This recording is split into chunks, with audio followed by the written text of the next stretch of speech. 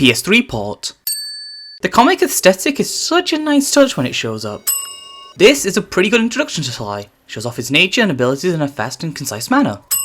I did always like this title screen. Sly standing on the top of Interpol while the camera spins around helps to suck you into this world. And it helps even more, this instantly transitions into the first level. It's as if the title screen was diegetic to the world, and as if Sly stopped for a moment to catch his bearings before pulling off the heist. Sly! Come in! Sly! Do you read me? Yeah, I read you. Loud and very loud. Wait, this is the first time they're using the binoculars? Because I honestly thought they would have used them at least once before sending Sly into Interpol. You're safe in the van. Hey Bentley, I think I'm seeing things. Must be vertigo or something. Can you see those crazy blue lights? Really? I've read about this. Master raccoon thieves are able to sense thieving opportunities, which manifest themselves as unexplainable blue auras. According to my research, all you have to do is get near them and hold down the circle button, and you should perform a super sneaky master thief move. Wait, hold down the circle button? Does Sly just carry around a DualShock 2 with him? Is Bentley remotely controlling him, or did they know that I exist? Or is Sly a robot who has some kind of built-in controller that lets him perform specific actions as long as he presses the internal controller? Or... I've caught you red-handed. Ah, Carmelita. I haven't seen you since I gave you the slip in Bombay. Which reminds me, you need to return the Firestone of India to its rightful owners. Aha, and I was gonna give it to you as a little token of my... Hey, you know, that bazooka really brings out the color of your eyes. Very fetching. You think? This pistol packs a paralyzing punch. You ought to try it. Might snap you out of your crime spree. And give up our little rendezvous? Plenty of time for that once you're safely behind bars. Love to stick around and chat, but I just dropped by to pick up this case file. I think you've had it long enough. The banter between Carmelita and Sly is so well done, I can believe they've been at this back and forth for a good long while. I swear to God, they only gave Carmelita like 2 talking animations. And while yes, everybody has very limited animations in how they talk and interact with things, Carmelita stands out so much just because of how animated it is. She's always shaking her fist basically anytime she talks. God, that must be tiring for her arm. Why are Sly's gloves yellow in these cutscenes? Well, we know that's not what Tennessee Kid Cooper actually looks like back then. Thanks Sly4 for that one. How the hell did everybody other than Sir Raleigh manage to fit inside the house? Most of them are, at minimum, twice the size of Sly. I never noticed the little detail of Sly having horseshoes in the cutscenes. Nice touch. Do they just drive over the ocean? These title cards are perfect. No notes. Does Bentley know he's talking to a corpse right now? So, this is an issue I have throughout the game, but the one-hit death system is far too harsh at points. The horseshoe adding an extra hit point does help at times, but only at times. Their one-and-done nature means that once it's gone, you're back to dying in one hit. And even then, this wouldn't be as big of an issue and the game didn't have limited lives. Sly 1 is not a hard game, but it sure can be frustrating with this system. Though they're also the only reason to collect coins. Get enough and you get a horseshoe. But then we circle back around to it being a one hit and it's gone situation. It's one of those things that I'm glad was changed for Sly 2 because this sucks. The clues have led me to believe that the code for this vault is 792. It took you 20 clue balls to figure that out. That is just a goofy animation. How is that thing staying afloat? Ah, the classic PS2 camera getting stuck on the wall never gets old.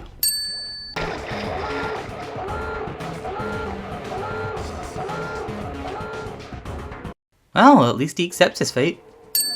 Right, the barrel levels. I actually like this as a shake-up to the level design. It forces you to balance out the normal side gameplay, while also having to keep in mind where you left the barrel. This is the kind of shake-up I expect from a game about a thieving raccoon. Not driving over 50 computers, but oh no, there's only 199 computers, and the fire slugs on the other 60, so better get to it, you stupid hippo.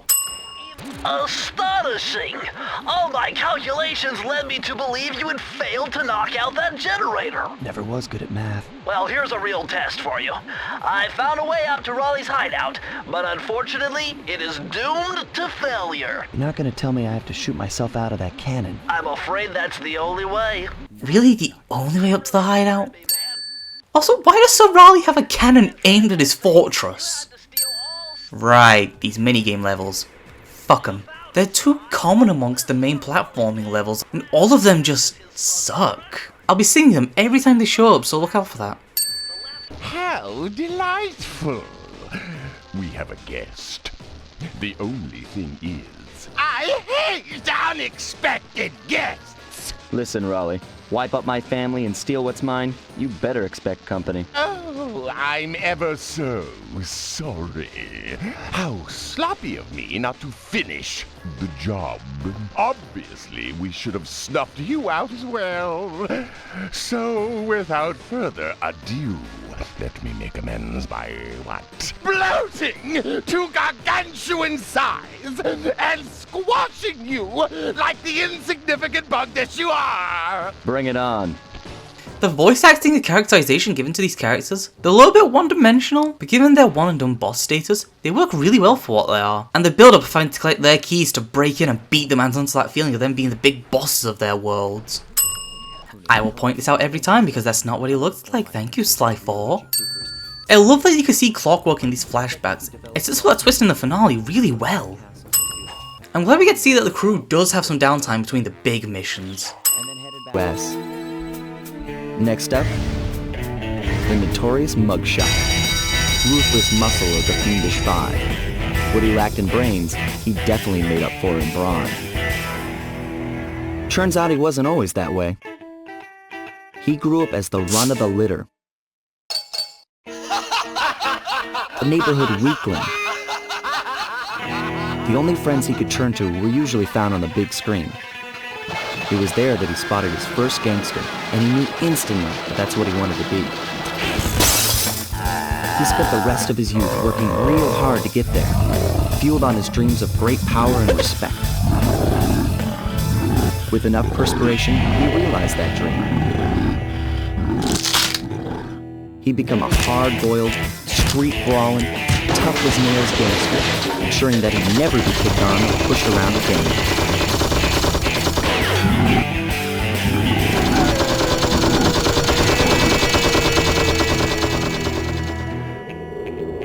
So he's holed up in Mesa City, huh? I've always wanted to go to that thriving American boomtown. I love how they make Mugshot out to be this monster who, thanks to his backstory, wanted to be this huge. Like, you can feel for why he got there, but that doesn't excuse any of the shit he's done. The fun?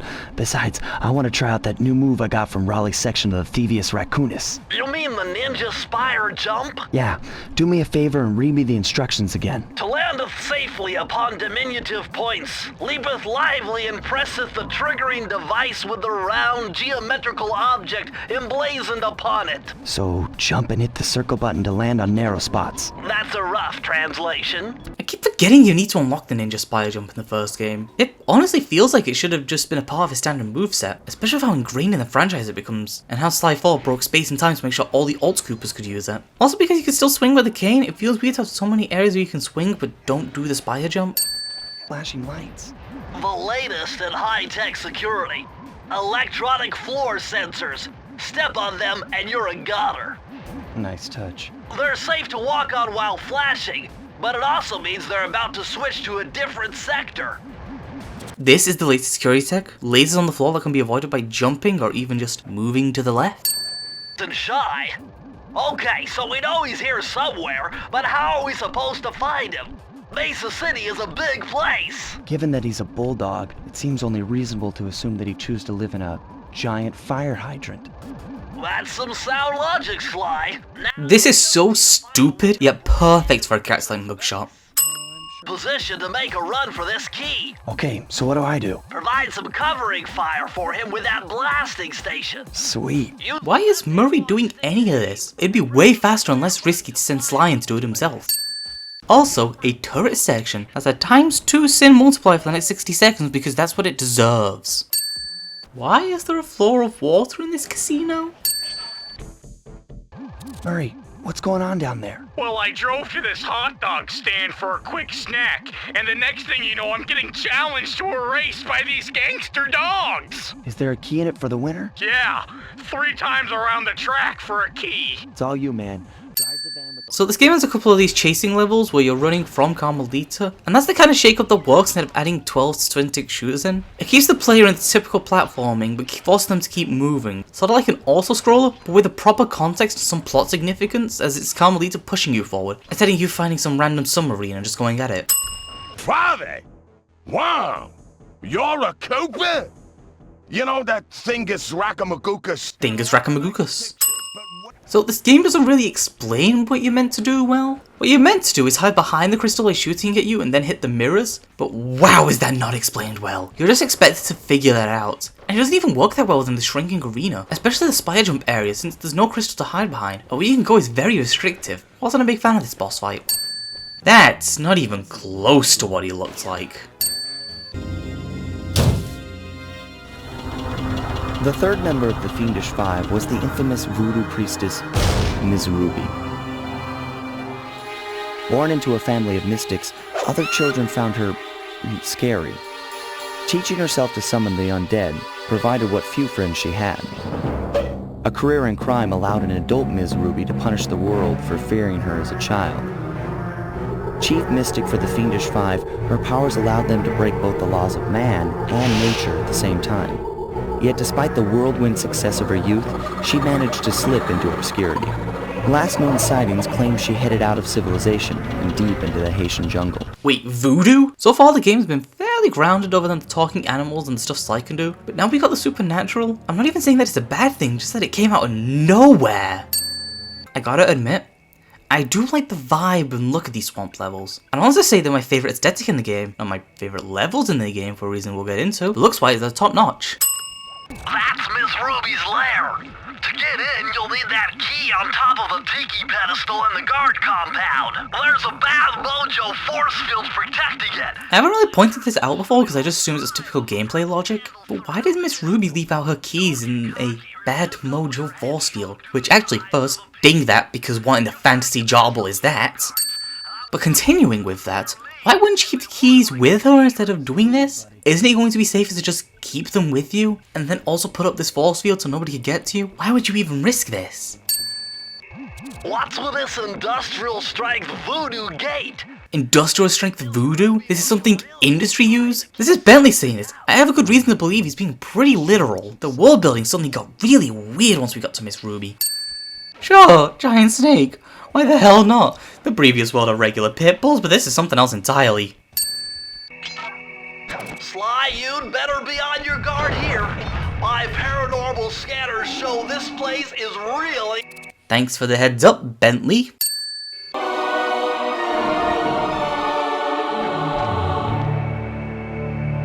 Okay, this page is from your hyperactive ancestor B.F. Cooper. He discovered a way to speed up the clock. Perfect for those long stakeouts. Just hold down the triangle button to use it. So like, this is straight up magic. A hyperactive Cooper is able to slow down time. That's just straight up magic.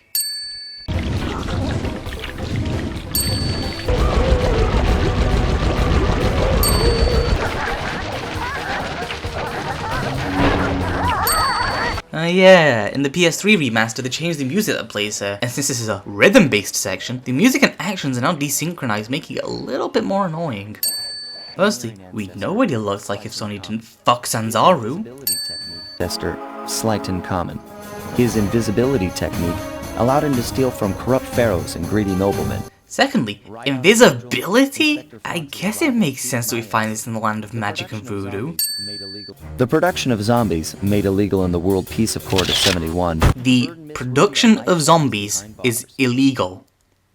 You know what? I'm gonna stop pretending like this game having a lot of magical elements is weird. It's actually the future games that are weird for underplaying it when clearly magic was a massive part of the world building of the first game.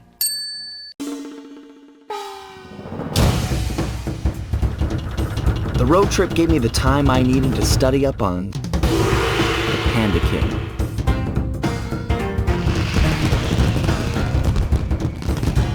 Born penniless, he was fascinated by the fireworks rich noblemen set off every New Year's. He spent a decade learning the art. But when he tried to offer his fireworks to the noblemen, they couldn't see past his shabby clothes and chased him away. Humiliated, the Panda King took revenge on those who shunned him by using the very tools of his art for crime. The Fiendish Five recruited him as their demolitions expert, and from then on, his explosive touch became feared worldwide. He's rumored to be perfecting some new firework technique high in the unstable Kunlun Mountains of western China. You know, given fireworks led to the discovery of guns, I'm sure the Panda King hasn't just made a gun yet. Would you look at that? A fireworks show! Oh my gosh, that's awful! That poor village just got buried in freezing snow! The rocket came from that giant statue, and you can bet the Panda King lit the fuse. I've got to find my way up there and fast before that lunatic squashes another town. Holy shit, they're making this guy a monster. I kinda love it. It gives Sly more motivation beyond his ancestor's book, which I kinda wish all these bosses had this level of setup. You can't get through the security gate without one of the Panda King's treasure keys. There's one over there, but it's heavily guarded. One key coming up. Why keep the key heavily guarded instead of taking the key with you? Why are the Fiendish Five so stupid? Let's go, Sly! This again, you know what that means. So I think the invisibility is pretty well balanced. The fact you can't move means you can't cheese many different areas. I know there's a way to unlock the ability to move while invisible, but given you have to go out of your way to do that, I think it's fairly well balanced. And still a lot of areas where you can't use the invisibility thanks to the shuffling along the walls, or the tightrope walking, or the spire jumping. Aha! It's Sir Andrew Cooper's thief replica technique. He used to make fake stand-ups of himself to confuse guards into attacking the wrong thing. Use the triangle button to put together a fake Sly Cooper. With how stupid the guards are, I completely buy this would work on them. Freeze, raccoon! How can I freeze when my heart warms at the very sight of you? Shut up, Ringtail. I don't know what you're doing here in China, but I'm sure it can't be good for whoever owns this place. You must only have eyes for me if you're too blind to see what's going on around here. All I see is a pathetic thief who's escaped justice for far too long. I'm proud to be a thief, especially when I'm stealing from a vicious extortionist like the Panda King. Open your eyes, detective. These quaint temples are a front for an illegal explosives factory. Don't try to confuse the issue. You criminals are all the same, and none of you can escape justice. I love the banter in this. Also, another chase level. Love these things. I see you carry Kane of notorious Cooper thief clan. Have you come here for revenge? To steal back the thievius raccoonus? That was my plan at first, but now I'm more interested in putting an end to your avalanche extortion racket. Why should you care if I bury a few worthless village in snow? You are a thief, just like me. No, that's only half right. I am a thief from a long line of master thieves, while you're just a frustrated firework artist turned homicidal pyromaniac. Insolent child. You shall pay dearly for your disrespect. Still, to honor your Cooper ancestry, I will send you to your doom with the beauty of my new firework technique, Flame Foo. I honestly love the back and forth here. It shows why Sly is such an interesting character in the first few games. He's got a good heart, he has proper morals, he's just being a thief because that's what his ancestry was and it was the life he was pushed into by everything. This game has pretty good writing when it's not bogging itself down with bad mojo force fields. No, I'm still not over it, what the fuck was that? Your skill with that cane is unparalleled. I also love how the Panda King congratulates us here. He's a monster, but he knows talent when he feels it breaking his shins. Sly, I did a cross-analysis of the metal used in that high-tech blasting vehicle, and it turns out it can only be found in one place. The Krakatoa volcano in Russia. That's got to be where we'll find the 5th member of the Fiendish Five. So get what you came for and let's get out of here. How convenient that this metal is only found in one location. Then again, the Panda King didn't sell out his other members, so no win or sin. Retrieving the Panda King section of the thievius raccoonus gave me a chance to learn about my technically minded ancestor, Otto Van Cooper. Not known for his physical dexterity, Otto relied on vehicles to aid him in his criminal endeavors. Armed with his designs, I was sure Murray would be able to make some cool modifications to the team van. Fuck, this means more turret sections, doesn't it? We were on our way to the Krakatoa volcano in Russia. While looking over what little information I had on the final member of the Fiendish Five, I began to notice something. In the 4 parts of the thievius raccoonus recovered so far, 4 parts? I guess the clue ball stuff isn't canon then. But also setup and payoff. It's shocking how I have to win something like this, but how stories want to be nothing more than shocking nowadays, this is something to compliment. The turret section, add on that multiplier and let's get out. We've got to get through that security door on the far side of the cavern. The only way to unlock it is to analyze at least 60 of those hanging computers. Would have been easy to get at them if Murray hadn't thrashed our new turret. Yeah, won't be a problem. I can hack the computer's connection couplings so they'll fall to the ground. Then, Murray will have to run over them with the van. Okay, and Murray, remember to use our new battering ram by hitting the square button if anyone tries to keep you from those computers. I know I said I'd just sit in these minigames and move on, but wow does this one suck more than the others. Firstly, Murray broke the turret. We just got that and he's already destroyed it. How convenient. Also, how convenient is it that there's only 199 monitors? Meaning neither of the two sides can get a proper 60 without the other side losing. Ain't that convenient. Also, how does running them over hack this door open?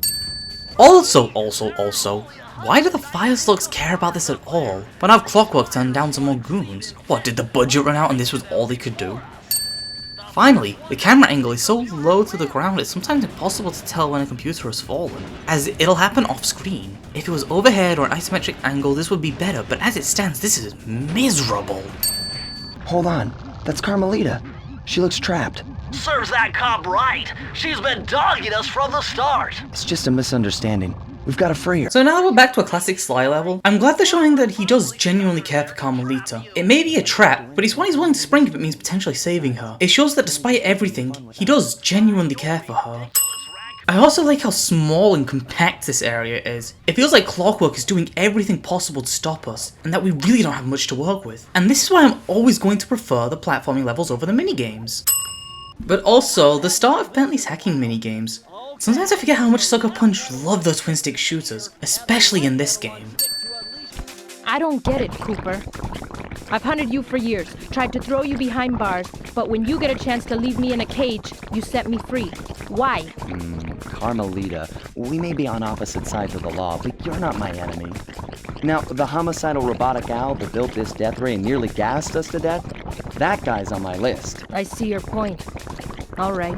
Until Clockwork and his evil schemes are destroyed, I suggest we work together. Together at last. Hey, now they can see a little bit more eye to eye. Character development, people. They will never give her another standing animation, will they? Don't worry, Ringtail. I'll cover you while you get it back. If you can, make your way to the top of the death ray.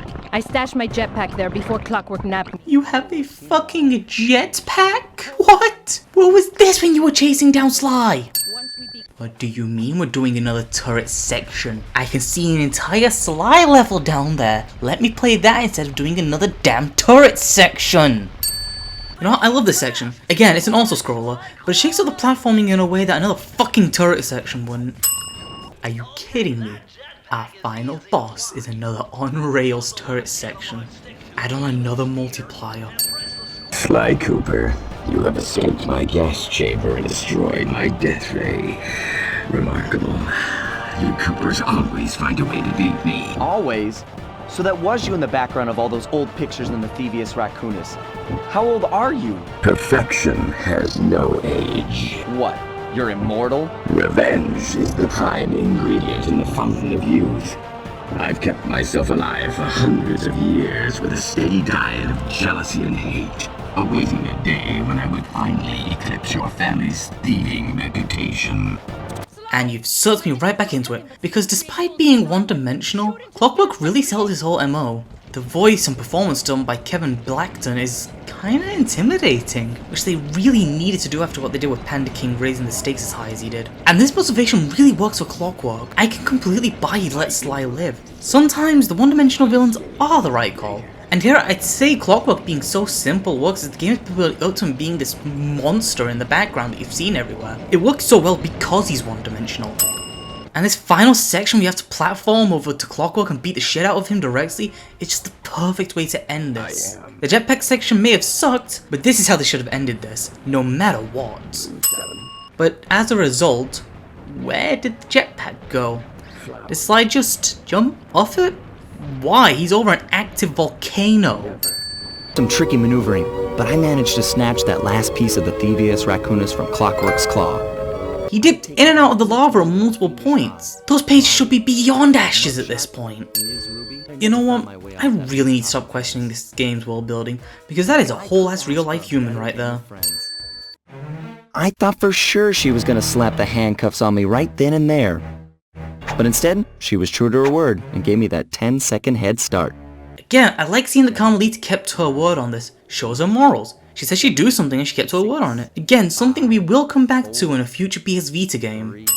1.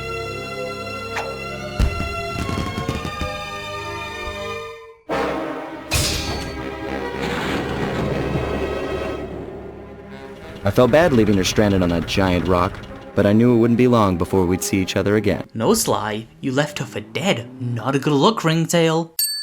Oh shit, an anime opening. That's a pretty cool completion reward. Thingus Rackamagookus,